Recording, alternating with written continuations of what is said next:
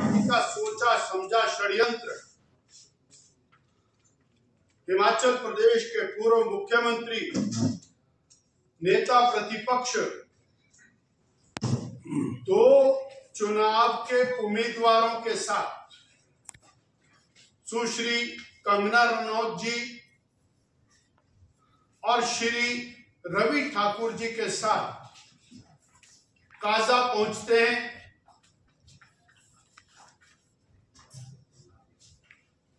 पूर्व में सूचना दे दी गई एसडीएम को, डीसी को कि कांग्रेस के लोगों की नीयत ठीक नहीं है, गड़बड़ करना चाहते हैं। लिखित सूचना देने के बावजूद कांग्रेस के लोगों को वहां पर सभा करने की इजाजत दी जो भारतीय जनता पार्टी के लिए इजाजत दिया गया स्थान था, उसके बिल्कुल एडजॉइनिंग। और मैं आरोप लगा रहा हूं जिलाधीश महोदय, एडीसी और एसडीएम, इन अधिकारियों ने कांग्रेस पार्टी के साथ मिलकर उस स्थान की परमिशन दी जहां पर नेता प्रतिपक्ष जनसभा करने जा रहे थे और परिणाम भी उसी प्रकार का हुआ। सोची समझी रणनीति के तहत जनसभा खत्म होते ही कांग्रेस के लोग जनसभा की तरफ बढ़े, काले झंडे लेकर के सड़क पर बैठ गए, जिस सड़क से नेता प्रतिपक्ष पूर्व मुख्यमंत्री माननीय जयराम ठाकुर जी को, सुश्री कंगना जी को, श्री रवि ठाकुर जी को जाना था।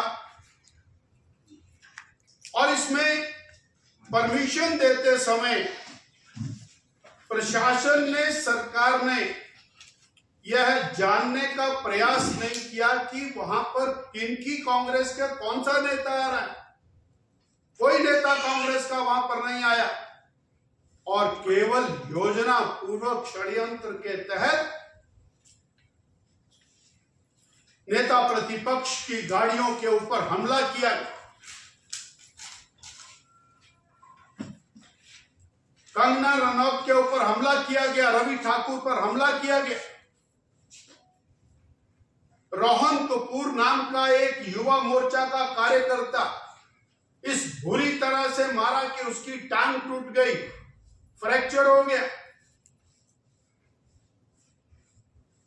और कैसे वहां पर भारतीय जनता पार्टी के इतने सारे कार्यकर्ता थे जिन्होंने चारों तरफ से घेर करके जयराम जी को, कंगना जी को, रवि ठाकुर जी को और हमारे उत्तराखंड के एक माननीय मंत्री हैं उनको बचाया। कांग्रेस का और सरकार का बस चलता तो ये वहीं पर इनको, हमारे नेताओं को ढेर कर देते। माननीय पूर्व मुख्यमंत्री के साथ इस प्रकार का व्यवहार चुनाव के अंदर हो रहा है। चुनाव आयोग की भूमिका के ऊपर सवाल है। चुनाव आयोग लगातार सरकार को प्रोटेक्शन दे रहा है, यह भी मैं आरोप लगा रहा हूं। Free and fair election Himachal Pradesh के अंदर किसी भी रूप में दिखाई नहीं देता है।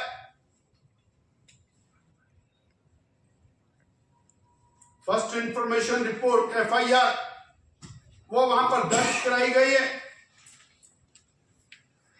परंतु किसी प्रकार की कार्रवाई की उम्मीद नहीं है। रवि ठाकुर जी भारतीय जनता पार्टी के उम्मीदवार हैं। मुख्यमंत्री जी और कांग्रेस को इस बात की तकलीफ है कि वो कांग्रेस छोड़ के भाजपा में आए। जब वो कांग्रेस पार्टी में थे तो उनका मकान जहां बना हुआ है वो ठीक था। जब वो बीजेपी में आ गए तो वो मकान जहां बना वो खराब हो गया। वहां पर डोजर चल रहा है। उनकी चार दीवारी पहले तोड़ी और पिछले कल यानी माहौल डराने का बनाने के लिए, जनता को, वोटर्स को डराने के लिए कल फिर सारा दिन उनकी प्रॉपर्टी पर डोजर चलाया गया। ये सोच रहे कि हम डोजर वाले बाबा बन जाएंगे। वो जो डोजर वाला बाबा है वो गुंडों मवालियों के ऊपर डोजर चलाता है, पर मुख्यमंत्री जी आप चुने हुए प्रतिनिधियों पर डोजर चला करके सत्ता कंटिन्यू नहीं कर सकते हैं। वोटर्स को धमकाया जा रहा है और यह स्पष्ट संदेश देने का प्रयास है कि जो भारतीय जनता पार्टी को वोट देगा, उसके लिए वोट मांगेगा, उसकी टांगे तोड़ दी जाएंगी और तोड़ दी गई। इस प्रकार का गुंडा राज चल रहा है हिमाचल प्रदेश के अंदर।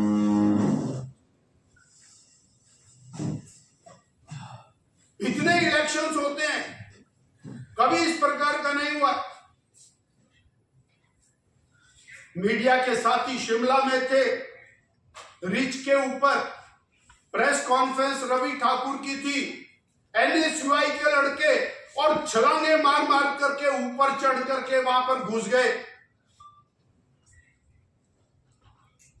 मार दिया होता वहां, और वो एनएसयूआई के लड़के 2 मिनट पहले मुख्यमंत्री जी के साथ वहीं रिच के ऊपर थे।